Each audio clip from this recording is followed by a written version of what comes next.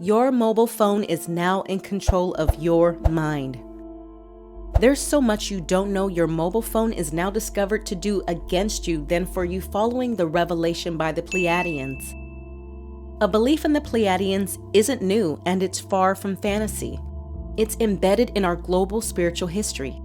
From Asia to Africa to Europe, and from Polynesia to the Americas, people have always placed great importance on the Pleiades.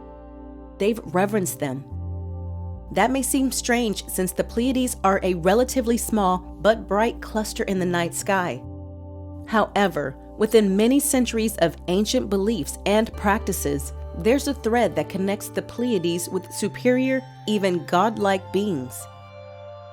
In this video, you would see the Pleiadians' revelations on the hidden agendas your mobile phones have been made to carry out against you.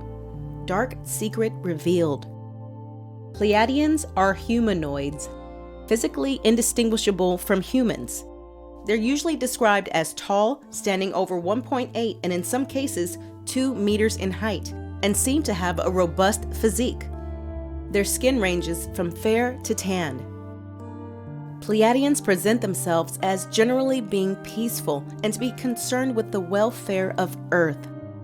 They are interested in the future of our planet from an ecological and sociological perspective, transmitting messages about environmental sustainability and the prospect of world peace. Members of this group have also been described as maternal, wise, spiritual, and jovial. By going back in history, we see that the Pleiadians have been with us since the earliest times. But we lost sight of this important information as technology replaced cultural traditions. Now they have discovered and exposed the agenda that one of these technologies, the mobile phone, is being designed to accomplish in humans. Presently, the Orion Social Memory Complex is trying to work with artificial intelligence, and they are trying to read human thoughts, the Pleiadians reveal. What is the Social Memory Complex? The term social memory complex appears a bit complex, but it is not. It was first coined in the transcribed text of the Law of One. All memories, experiences, and thoughts symbiotically incorporate and are conveyed either collectively or between 2 or more people. Another term you could use to describe this is telepathy. Initially, the concept appeared difficult to understand. However, as one digs more into specific concepts, colossal light bulb moments connected the dots. Everything made more sense than ever before. What originally looked like coincidences became fact. The knowledge itself is powerful, and understanding can help prepare you for better understanding. There's an emergence for humanity to move into a social memory complex collectively. The process has already started. Presently, using the Orion Social Memory Complex, the AI is recreating what you see by reading your brain scans. That implies that the phone you are using to watch this video is used to read your thoughts.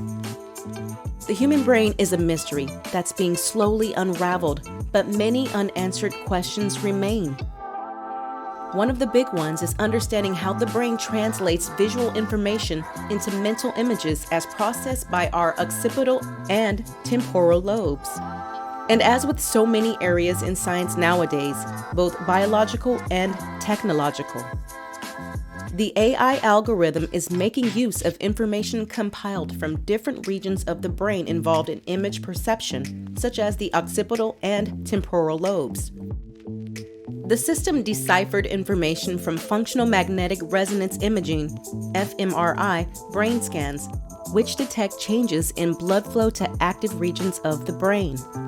When you look at a photo, the temporal lobes principally record information about the contents of the image, whereas the occipital lobe predominantly registers information about structure and viewpoint, such as the scale and position of the contents. All of this information is recorded by the fMRI as it captures peak in brain activity, and these patterns can then be reconverted into an imitation image using AI. Noise is first started by each AI-generated image, reminiscent of TV static, and the noise with dissimilar features as the Stable Diffusion algorithm compares a person's brain activity patterns from viewing a photo with the patterns in its training data set. The system effectively generates an image depicting the contents, layout, and perspective of the photo being viewed. Brain activity, especially in the occipital lobe, gave enough information to recreate the layout and perspective of the photos being used, the researchers found. But the algorithm struggled to recapitulate objects, such as a clock tower, from the real photo and instead created abstract figures. An approach to make this possible is to use larger training data sets that could train the algorithm to predict more details. But the fMRI dataset was too limited for this. Instead, the researchers evaded this issue, which appears to be barricading their agenda by putting in use keywords from image captions that accompanied the photos in the Minnesota fMRI dataset. If, for example, one of the training photos contained a clock tower, the pattern of the brain activity from the scan would be associated with that object. This meant that if the same brain pattern was exhibited once more by the study participant during the testing stage, the system would feed the object's keyword into Stable Diffusion's normal text-to-image generator, and a clock tower would be combined into the recreated image, following the layout and perspective indicated by the brain pattern, resulting in a convincing imitation of the real photo. Importantly, the Stable Diffusion algorithm doesn't receive a text promptly from the test data. It can only infer that an object is present if the brain pattern matches one seen in the training data. This limits the objects it can recreate to those present in the photos used during training. Finally, the researchers tested their system on additional brain scans from the same participants when they viewed a separate set of photos, including a toy bear, airplane, clock, and train. By comparing the brain patterns from those images with those produced by the photos in the training dataset, the AI system was able to produce convincing imitations of the novel photos. Using an AI engine called Stable Diffusion, which is similar to other text-to-image generative AIs like DALL-E 2 and Midjourney, scientists in Japan trained the algorithm on tens of thousands of brain scans from 4 individuals, scans that were originally gathered for an unrelated study.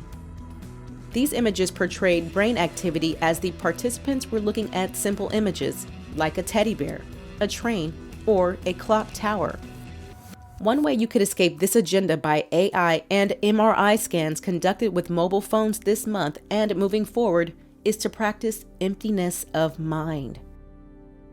Emptiness implies that although phenomena are perceptible to the human mind, they do not intrinsically exist. This is not the same as saying that they do not exist at all, but rather they exist only in a relative manner. In other words, a key principle of emptiness is that apart from the categorical label, something constituting the self of a given entity, including humans, can never be located in time or space. When we talk about practicing emptiness, we are talking about practicing specific contemplative techniques that help to soften our normal way of perceiving, so that the right conditions for experiencing emptiness can arise. How can you cultivate the practice of emptiness of mind to stay off this agenda carried out by the AI and MRI scan? 2 important foundation practices for the implementation of emptiness are compassionate and ethical conduct and meditative focus. Compassion helps prepare the mind for encountering emptiness because it changes the course of your focus away from the self and toward others. The less caught up in ourselves we become, the closer we get to an understanding that the self does not exist alone or inherently. However, rather than relating to compassion as a technique, it needs to be something that permeates our being and defines our perspective on life. Authentic compassion comes from the heart, and it should come from it always. Within this framework of compassionate and ethical living, regular daily sessions of focused meditation are also important.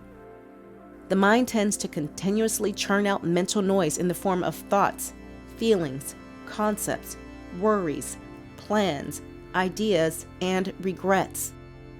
It's not possible to completely arrest mental activity, but focused and settled meditation can slow such processes down to the point that it becomes possible to start seeing through or beyond them, hence an approach to the escape from your mobile phone reading your thoughts process. In this manner, your thoughts, feelings, and all other forms of psychological activity can be related to simply observable phenomena that come and go. They would be perceived as being no more or less important than material objects or phenomena. You perceive material and psychological phenomena. You engage with them and enjoy them, but let them go. That way, your mobile phones won't be able to read anything substantial from your soul, because your thoughts expire even before the activities begin.